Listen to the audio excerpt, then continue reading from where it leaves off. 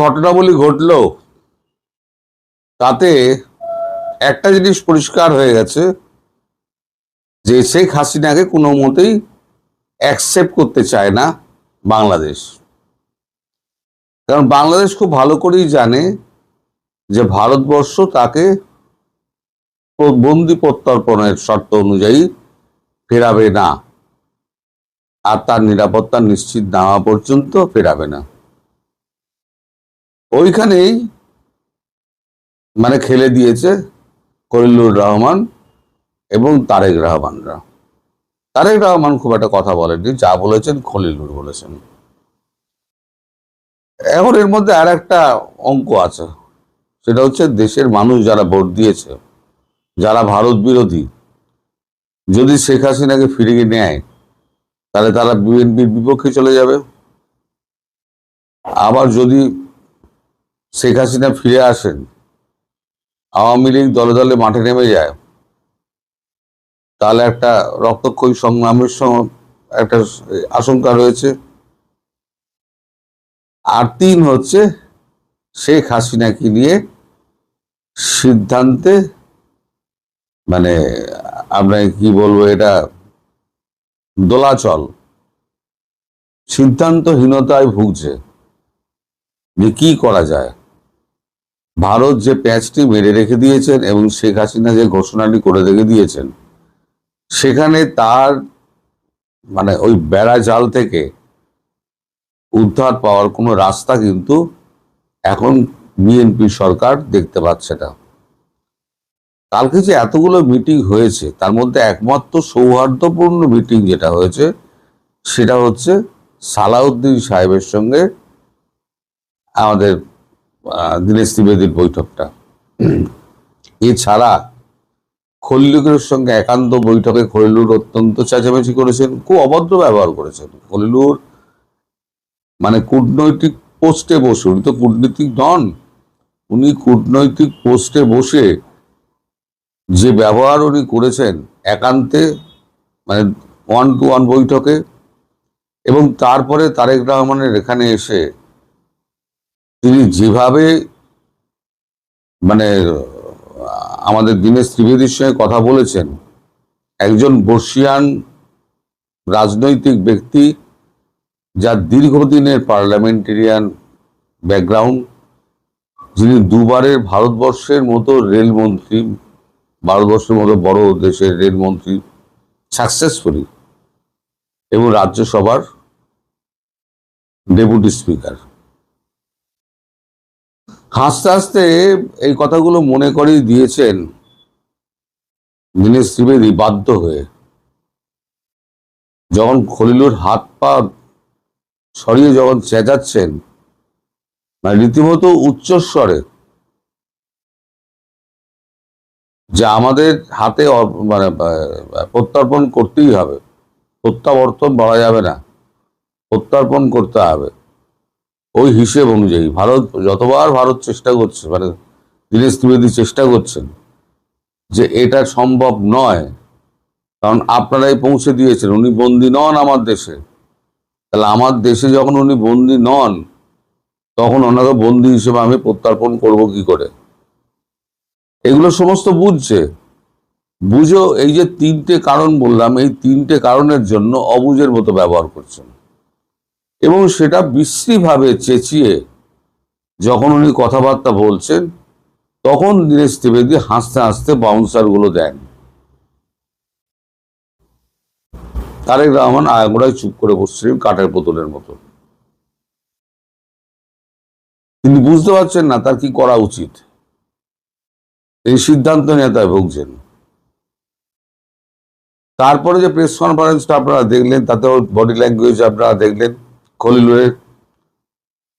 খলিলুর যেন ছুটে মারতে আসছেন, এরকম একটা সাংবাদিকদের প্রতি ব্যবহার।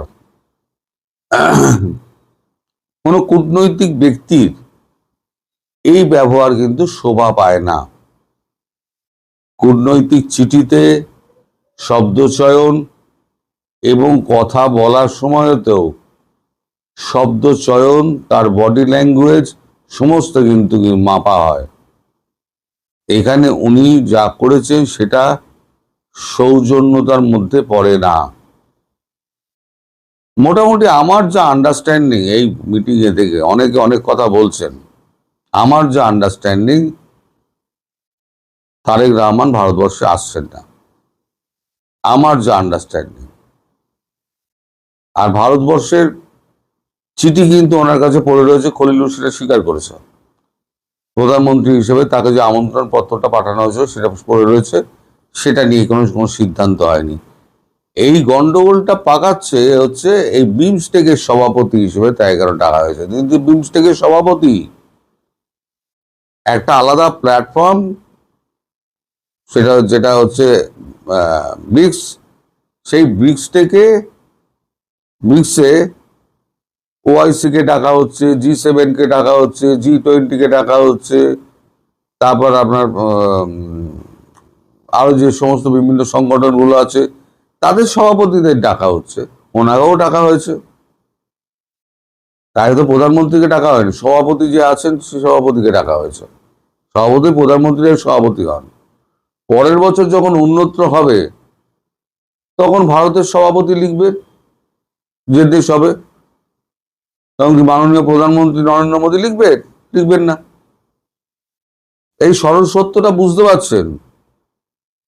কিন্তু হাসিনাকে নিয়ে প্যাঁচটা লাগিয়ে ধান্দা হচ্ছে হাসিনাকে আমরা ফিরতে দেব না, এবং হাসিনাও এ করে রয়েছেন যে উনি ফিরবেন। কালকে এই বৈঠকের পর তড়িঘড়ি উনি দিল্লি চলে এসছেন। আজকে উনি সব ব্রিফিং যা করার আজকে উনি করবেন। এবারে আমার মনে হয়, আমার মন বলছে এবার সত্যি মিথ্যা হবে কিনা আমি জানি না, এবার যাবেন কিন্তু জয়শঙ্করজি। হয় জয়শঙ্করজি যাবেন আর নইলে অজিত দোভাল যাবেন, দুজনের একজন তো যাবেনই। আর তখনই বোঝা যাবে কার কোল যেতে কত দম। দীনেশ ত্রিবেদী অত্যন্ত ঠান্ডা মাথার মানুষ, অত্যন্ত শান্ত ভাষায় কথা বলেন। আপনারা দেখেছেন, যেটুকু ফুটেজ আপনারা দেখেছেন, ওখানে খুব মানে সৌহার্দ্যপূর্ণ পরিবেশে ওদের দেখা হয়েছে। তারপর তো অফ করে দেওয়া হয়েছে। তারপরে সাংবাদিকদের সঙ্গে কথা যখন বলেছেন, উনি প্রত্যেকটা কথা কিন্তু পাকা কূটনৈতিক ব্যক্তির মতো কথা বলেছেন, যে আমরা খুব পজিটিভ। যে কথাটা বলা হয়ে থাকে, আমরা খুব পজিটিভ, এবং আমার মনে হয় এমন কিছু নেই যে আলোচনার মাধ্যমে সমাধান হতে পারে না। উনি ওনার বক্তব্যটা পরিষ্কার জানিয়ে দিয়ে এসছেন, হ্যাঁ হলে হলো, না হলে হলো না। আমি পজিটিভ ছিলাম, নেগেটিভ হয়ে গেছে, কি করা যাবে? কিন্তু এবার যে ঘটনাটা ঘটবে আমি আপনাদের বলে দিচ্ছি, এবার জয়শঙ্করজি যাবেন, নইলে অজিত দোভাল যাবেন, এবং কার কত দম তখন কিন্তু বোঝা যাবে। আর এই যে আমাদের পরাগ জৈন গেছেন, পরাগ জৈনকে আমাদের যে সেনা অফিসাররা যারা গেছিলেন এর আগে, তারা যে সমস্ত কাগজপত্র দিয়ে এসছিলেন, সেই ব্যাপারে কি কথাবার্তা হয়েছে, কতদূর এগিয়েছে, সেগুলো আরো বিস্তার লাভ করেছে কিনা, সেইগুলো দেখার জন্য এখান থেকে চিঠি পাঠানো হয়েছিল। সেই চিঠির প্রত্যুত্তরে এখন ডিজিএফআই চিঠি পাঠিয়ে তাদের আমন্ত্রণ জানিয়েছে, আপনারা আসুন, এসে দেখুন আমরা কিছু ব্যবস্থা নিয়েছি কিনা।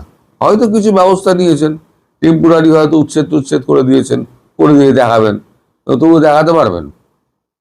যদিও স্যাটেলাইট মারফত আমরা সব দেখতে পাচ্ছি কোথায় কি করছে না করছে, তবুও একটা জেস্চার দেখিয়েছে ডিজিএফআই, একটা জেস্চার দেখিয়েছে।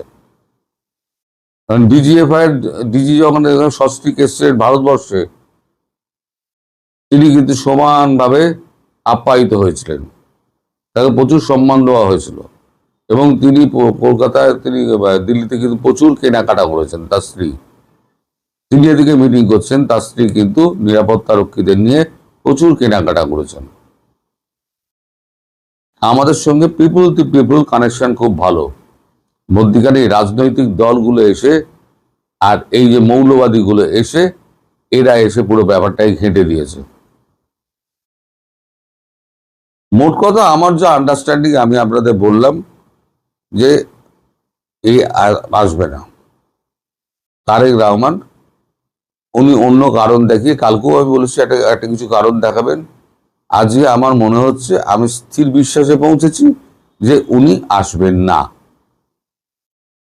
উনি অন্য কোথাও চলে যাবেন, জাপান টাপান, কোরিয়া ফোরিয়া এইসব জায়গায় চলে যাবেন।